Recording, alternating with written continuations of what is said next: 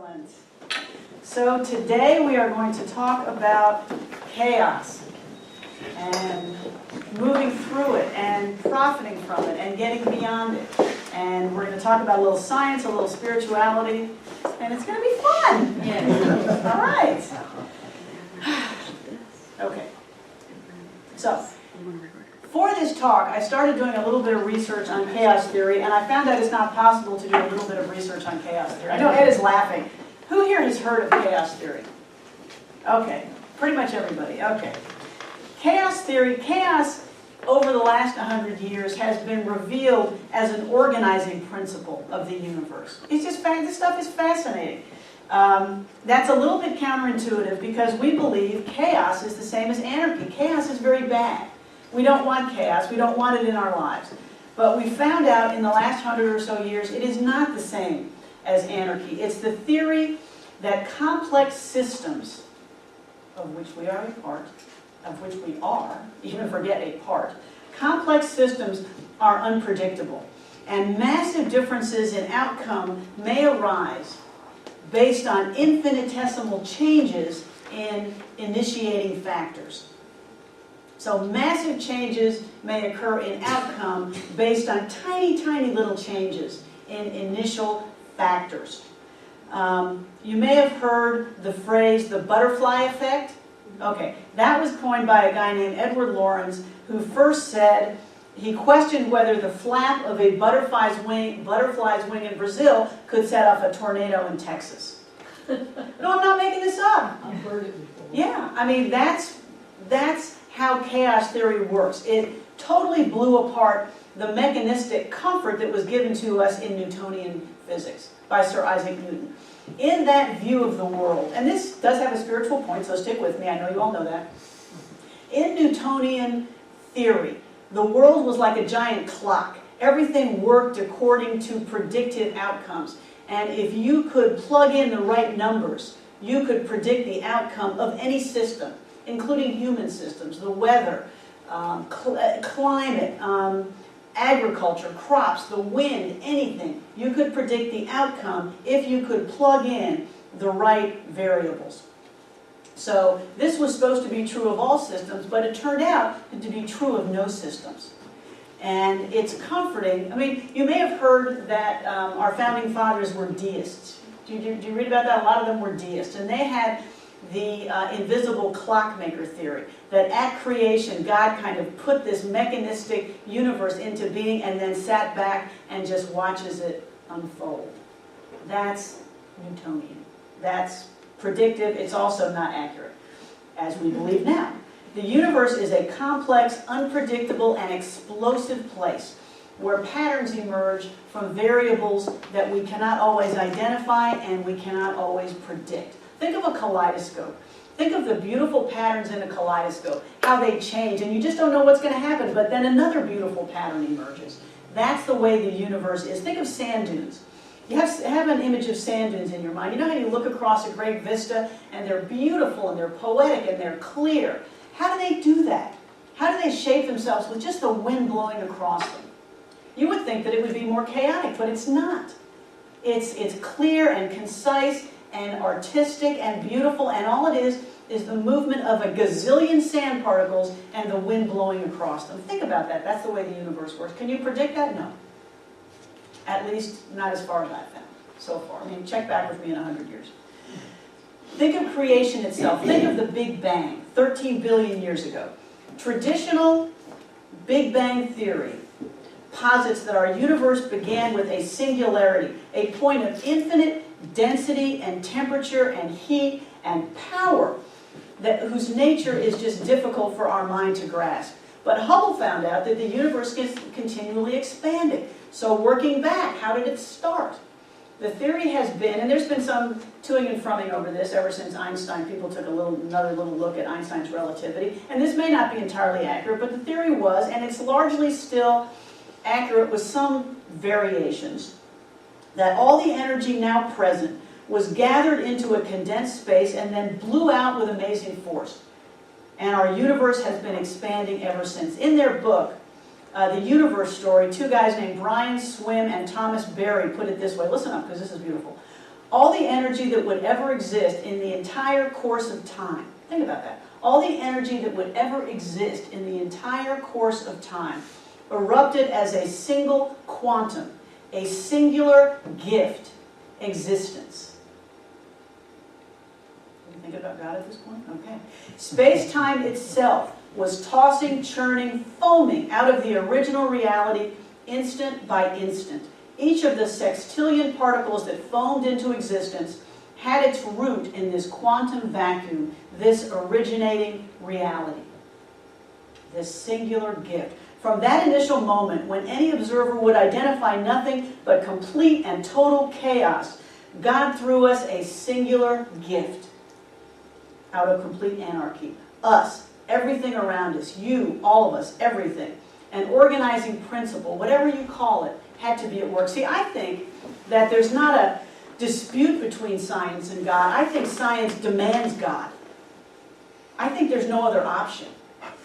Because when you look at the universe unfolding the way it has, from that to us, what other answers can we come up with than an organizing principle out of chaos? But we don't know how it's going to work. Chaos theory, I have read, is the science of surprises. Just because we appreciate it doesn't mean we can predict it. So, given that our physical universe is so unpredictable, it's no surprise that we struggle to impose order in our own foaming, churning, exploding, convulsing lives. Right? I mean, who wants to live like that? I find it hard enough to get here in the morning. You know, then I got to deal with chaos theory. Okay, no one likes chaos in their lives. As it says on the front of your bulletin, transitions are never comfortable. They're just not. We don't sign up for them. We're usually dragged. You know those images you see of people going across the floor with their fingernails? You know, oh, we're usually just dragged, kicking and screaming from our comfortable place to the unknown. From where we are to whatever is next and new. It's scary. It's disorganized. Anything can happen when life is chaotic because first principle of chaos theory, we don't know what the outcome is. So anything can happen. What I do know is that I am not in control. There's a scary thought. I am not in control. We spend our lives working to control chaos, to put little boxes around it, to figure out how we know what's coming. I myself have apps, to-do lists, control your life. I love those planners. What a joke. Here's your planner. Okay, fine, whatever. I'll just write whatever. Because whatever's going to happen is going to happen. But we try to impose some order on it. I try to say my life is anything but chaotic. I think in actual practice it's actually pretty chaotic. We like to impose that Newtonian order on our lives. We like to think that Sir Isaac Newton still works for us. Even if he does it for the cosmos, we can make it work for us until it doesn't. Until it doesn't. So, author Margaret Silf wrote a book entitled The Other Side of Chaos, Breaking Through When Life is Breaking Down. I love that title. Don't you have a lot of books in you? I've got like 4 titles, but no books. You know, I'm going to write a book that fits that title. But anyway, that's a wonderful title. Breaking Through When Life is Breaking Down. And she talks about creation. She talks about explosive Big Bang. She talks about creation as it's depicted in Genesis, where it is said that the earth was a formless void, and darkness covered the face of the deep, and a wind from God swept over the waters. Isn't that a powerful image? Think about that. The beginning. The world was a formless void, and darkness covered the face of the deep, and the wind of God swept over the waters. Formlessness, emptiness, change. That's how our lives work. We can't tell what is coming next from what is already there. Look at the Big Bang. I mean, when you think 13 billion years ago, when you look at that dense, pulsating, illuminating, amazing energy bursting forth, who knew that in 13 million years we'd have Walmart? From there to here, that's all I'm saying. So what is the process? And better yet, how do we meet it? How do we thrive as children of chaos and creation? So Margaret Silf kind of takes us through a sequence. The first thing that happens as chaos hits our lives, it's Scruffy. Hello, Scruffy. Scruffy, for those of you watching on the video, is a dog. He just sat down. Hello, Scruffy. The first thing that happens as we move from our comfortable now to the unknown, is we become, as she puts it, dislodged. Haven't we all have a feeling of being just dislodged? You lose a job. Your spouse tells you that he or she is just done, and they're moving on. You get a call from the doctor, and it's not good news. Suddenly, your safe and secure world where everything was in balance, it's like one of those plates where everything starts tipping sideways, and you're grabbing, and there's nothing to hold on to. And you're just kind of sliding. Have your world ever been like that? Mine has. And you don't know what to grab onto, and there's nothing there. Being dislodged hurts all over, especially in our hearts. She writes, some of these transitions we freely choose. Some are thrust upon us against our will. Some just creep up quietly when we're not looking, and they take us unawares. But they all have this in common. They change us, whether we like it or not. And they usually don't give us the option of going back. Things will never be the same again, whatever course we choose going ahead. The flight path of time's arrow is irreversible. It moves only in one direction, forward. Isn't that a great image? The flight path of time's arrow moves only forward. Of course, this leaves us asking, how do we survive? Where is God in all this? Why is this happening? Why is this happening to me? Which is really the question we're asking. Our first reaction is not to see these events as opportunities for growth or invitations to awakening. She suggests, however, that in the fullness of time, we might see that these breakdowns, in fact, lead to, as she calls them, breakthroughs. She believes that it is often those times in which we are dislodged, we are booted out of our comfort zone, that we are truly on the path to being set free to greater awakening and new opportunities and new possibilities, even if we can't see them from where we are. Okay, so we are now dislodged. We're on that slippery plate. There's nothing to grab onto, and we don't know where we'll land when we fall off. What happens next? Well, we go into a time of transition. And she calls this mind the gap. Okay? I know this is ringing some bells for some folks. Who has been on the London Underground or seen the London Underground where they have those signs, mind the gap? The gap, well, they're very cool. The gap is the space between the car and the platform. It's the space that you have to step over to get off of the car and onto the platform, or vice versa. The transitions in our lives are like those gaps. We are out of one place and we are not yet in another. The gap is, as she writes, the hiatus between everything we thought we knew and all that lies ahead in a future we cannot read. They mark the place where a certain order breaks down and chaos arises. So the gap was that moment in the Big Bang Theory when wham, that happened and all the stuff was flying out. All the particles were moving. The gap is the time when the wind is blowing over the sand dunes, creating what is to come. It's that time in the course of human development, that embryonic development, when we all start as one cell, and then over time we become you, with hair and nails and teeth and arms and feet. How do they do that? It starts from one cell. And they know to differentiate. They know to become what they are meant to be. Transition is the bridge that leads us from the no longer to the not yet. From the no longer to the not yet. And we've all been through such gaps. Transition points between what was and what is yet to come. Even though we haven't structured it yet, we don't know what it is. So as you're just sitting there, I invite you to think of some gaps that you've had in your life, some transitions you've had. You had a child at home, now the child's at college, the room is empty. You're married, you're not. You have a job, now someone else is in your office and you're retired. Or you lose that job, or something happens to disrupt your life in some way. The only way to make that transition, as she puts it, is to follow the advice of the London Underground and mind the gap. Be mindful of what is going on in the now. There are two ways to avoid the gap. You refuse to cross it, and you cling to the present, which doesn't work because the no longer is, by definition, no longer. It's gone. You can't refuse to go into that journey because it's right in front of you.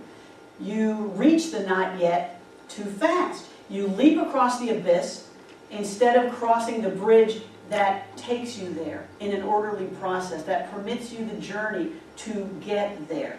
You ignore the stress of departure. You jump into a new relationship when you haven't really grieved or departed the old one. You just say, oh, there's no gap. I'm going to be fine. I'm going to move through this and zoom from point A to point Z. We can only make the transition in the now, where we are, with the tools we have now, with the vision that we have now, not the vision we're going to get from the further journey.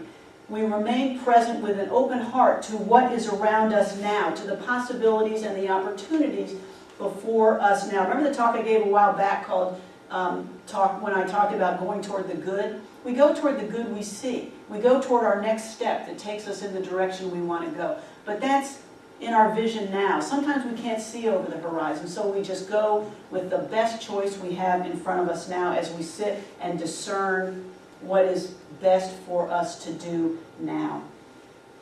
She tells the story of one day when her life was just a complete mess, and she was complaining to a friend about the chaos in her life. Everything was falling apart. This is still Margaret Sill. And so she's complaining to this very wise friend who looked at her and said, just let the Spirit hover over the chaos.